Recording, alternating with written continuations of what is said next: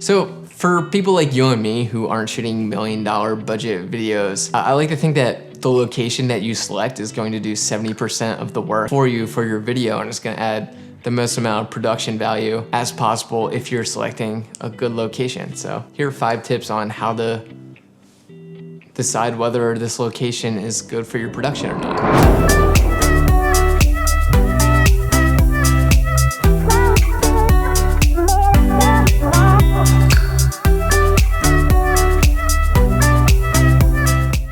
The first tip is the actual physical space itself. How big is the space? If the space is like super massive and it's indoors and you don't have budget for big lighting, you probably don't want to choose that location if it's huge, because it's going to be super dark and you're not going to be able to light everything properly. But also you don't want a super tight space where you can't, block out acting, you can't set up gear that has a heavy footprint, and you can't do the things that you want to do within the direction of your shoot. So yeah, is there space for blocking? Is there space for gear to be set up? Is there space for everyone who's not on camera at that particular time to be waiting in a separate room?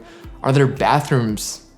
Is there good hospitality? Is there parking nearby? Are you able to unload the gear and equipment easily? Is it central to the people and crew around you? Is it 3 hours away, or is it pretty convenient? So all those things are physical in nature of whether a location is good or not. The second thing to consider is the available light in the location that you're looking at. How much light is coming in and where's the light coming from? Because 9 times out of 10, if you're a DP or a cinematographer or you're doing everything yourself, you're gonna set your lighting up to motivate wherever the main light source is coming from. So if you have a whole wall of windows, that's awesome, and you're gonna be motivating your light from those windows. You aren't gonna motivate your light from the opposite side of the windows because it's gonna look super unnatural. It's also, again, going to consider your budget and the amount of budget that you have to rent lighting equipment. How much are you gonna need extra to enhance the available light that's already in the room? If you can use a lot of the available light that's coming in,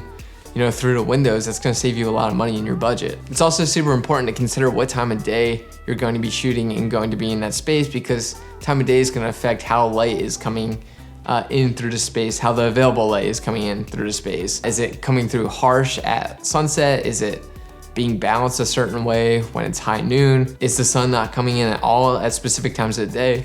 There's apps like that, like Sunseeker or something like that, where you can actually, with your phone, just track where the sun's falling in the sky at specific times in the day. The third thing to consider is there house power within your location? Meaning, can you plug something into an outlet and will it turn on? Or is that not an option for you? And are you gonna have to rent a generator? Or do you even have budget for a generator? And if you're getting a generator, hopefully you're shooting a music video where you don't need audio. But if you're shooting a narrative and you need a generator, you're gonna have to run super long extension cords so you're not hearing the generator in the background. Also, you can't have a generator in a closed spot because everyone's gonna be breathing gasoline, and it's not good.